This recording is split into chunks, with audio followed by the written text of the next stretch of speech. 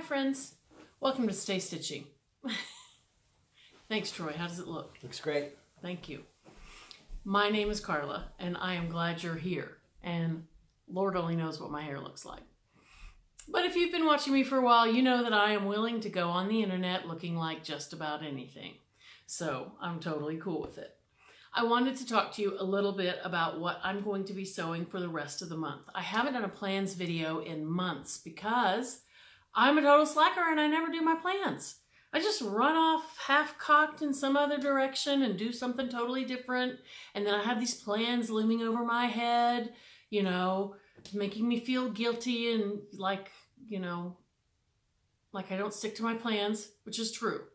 But these are things that I have to get done. Not in a negative way, but I've committed to have them done, and so I'm going to have them done.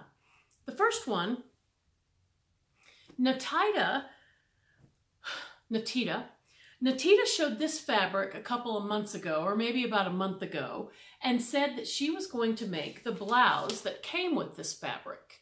And it is Butterick 5826. Now, I think she got her kit from Fabric Mart, and I believe I got mine from Craftsy. And so it was not expensive at all. This is 100% rayon. You've seen this fabric before. I intended to make something out of it way back in June or July. And clearly that didn't happen.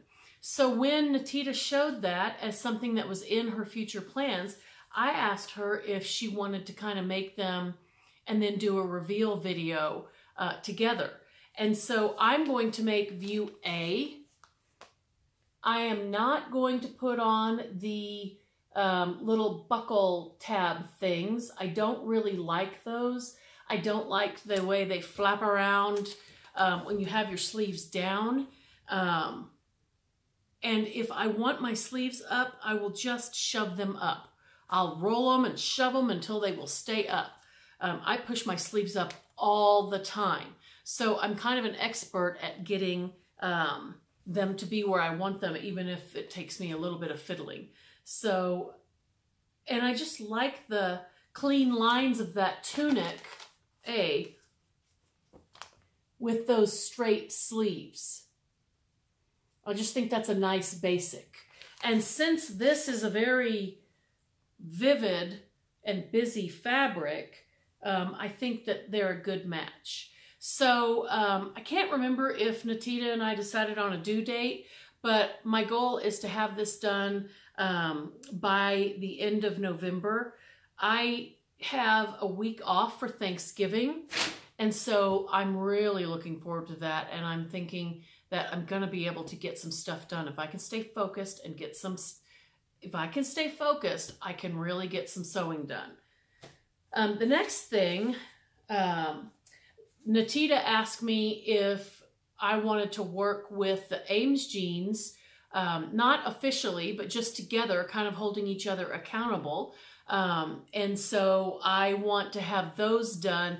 I think Natita and my goal is sometime in the middle of December, but I'm going to try to finish these this month during my Thanksgiving break, so I have them done. And I didn't bring you any of the denim to show. I will show that when I show the jeans. I got the denim at, I believe, fabric.com, and it was about $8 a yard. And it seems good so far. I had a little bit more than a yard left, and so in my December plans, I've pulled a skirt that I can make from that leftover fabric. That's something that I'm trying to do now. Instead of going ahead, if it's a yard or more, instead of just shoving it back into my stash where it might not come up for air for years, I want to, provided I liked working with the fabric, I want to go ahead and go immediately pull another pattern and finish that fabric up and then get rid of the scraps. I am not on a no-buy. I am trying to focus on using what I have. I had to buy the fabric for my jeans. We do carry fabric in the store, denim from Kaufman, and but it's 1% spandex, I think. and I wasn't sure if it would work. I need to email Jenny and ask her, but I was too afraid to make the jeans out of that, not knowing whether or not they would stretch enough. So that's beautiful denim, but I decided to go ahead and buy denim from someplace else for that project. So then there's that. I have a third kind of challenge, and that challenge is with a young mom. Her name is, I think her channel is Heather's Handmade, Heather's Handmades. That's hard for me to say. But I will link her channel down below in case I'm getting that wrong. And we're also friends on Instagram, and it's her whole name, which I don't know if she would want me to say it here, so I'm not going to, but I will link her YouTube channel down below. She does not just sewing. This is a woman who like builds beds and stuff. I'm not kidding. She's handy. And so she wanted to do a pattern together and do link our reveal videos. And I was like, yeah, totally. I'll totally do that with you. Let's do it. And she chose the Grainline Studio Tamarack jacket. Now this jacket has been out for a couple of years, and I have always liked it. It's like kind of a casual barn coat. It's ideal for Colorado. You can either put a zipper or snaps or buttons down the front, and it's quilted. You can either quilt your own fabric or you can buy pre-quilted fabric. Now, let me talk about Grainline Studio for just a minute before I go on. This is not a pattern company that I would typically support. Their size range is very, very small. Their largest size is an 18. I don't fit into their measurement for an 18. In ready-to-wear, I wear size 18 jeans, but I don't fit in theirs. I've decided to go ahead and make this and not grade it up. If it doesn't close, I will just wear it open. I'm not going to fiddle around with that grading up business. I might do a full bicep adjustment, because if you can't move in it, then it's not wearable. But if it doesn't close, it's still wearable as long as it's not binding.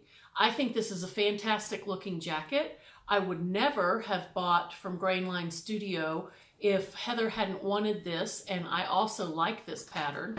So we'll see how it works. I'll do a reveal on this, and I'll tell you my measurements, and I'll show you how it fits, and then maybe you can decide whether you want to make it as well.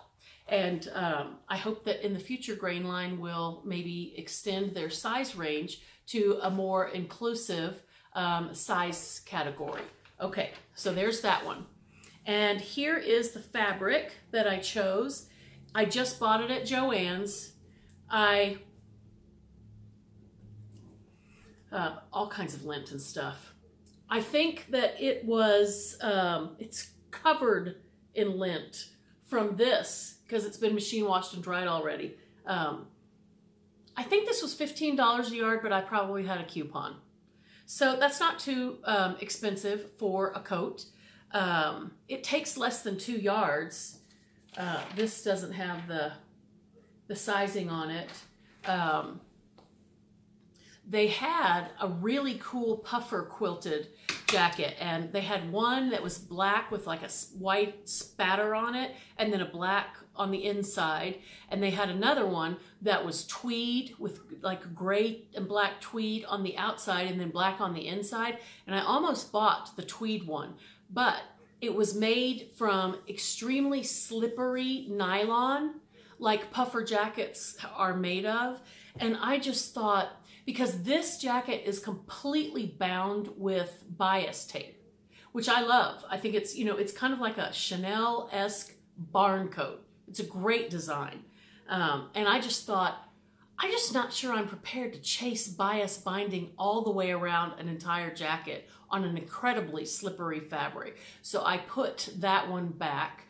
But they're really cool, and if you're wanting to make any kind of a quilted thing and it's not completely covered with bias binding, you might want to go check that out. I thought that was really nice fabric.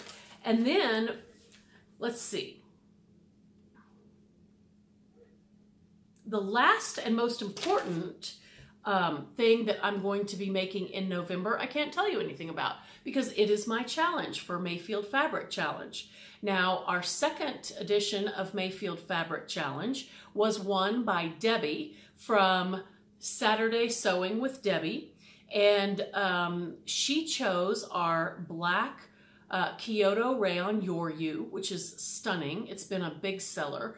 And so I sent her fabric off to her, and then I cut mine out, and yesterday I got it all washed and dried, and I need to cut that out. I have not even cut out my garment yet. So that video will go live on December 1st. You will see both Debbie and my reveal, and I really look forward to seeing what she does. Debbie is an adventurous sewer. She sews across the decades, and she sews across the substrates. You never know what she's going to sew with next.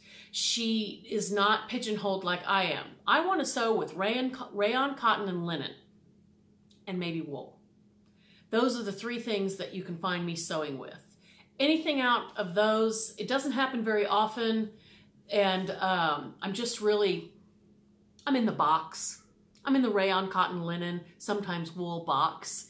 And so she is not in any box. She has broken the box and she ran off.